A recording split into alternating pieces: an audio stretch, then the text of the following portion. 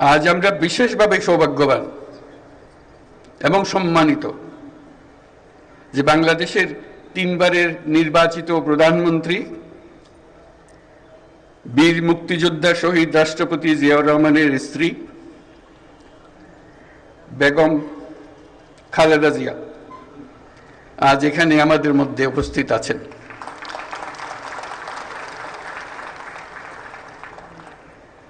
এক যুগ ধরে তিনি এই মহাসম্মেলনীতে অংশগ্রহণ করার সুযোগ পান নাই, আজকে সুযোগ পেয়েছেন। আমরা সবাই আনন্দিত এবং গর্বিত যে আমরা এই সুযোগ দিতে পেরেছি আপনাকে।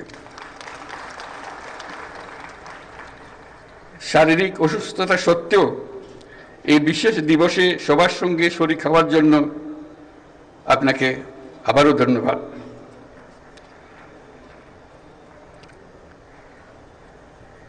আমরা তার আশু রোগমুক্তি কামনা করছি এবং এই অনুষ্ঠানে বিশেষভাবে স্বাগত জানাচ্ছি।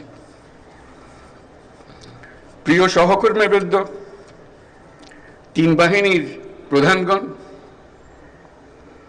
সশস্ত্র বাহিনীর অবসরপ্রাপ্ত ও কর্মরত সদস্য এবং তাদের পরিবারবৃন্দ, সম্মানিত অতিথিবৃন্দ, আসসালামু আলাইকুম।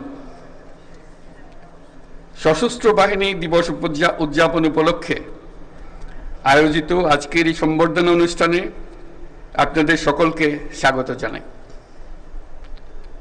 সশস্ত্র বাহিনীর এই শুভক্ষণে আমি সবাইকে জানাচ্ছি আমার প্রাণঢালা শুভেচ্ছা ও অভিনন্দন।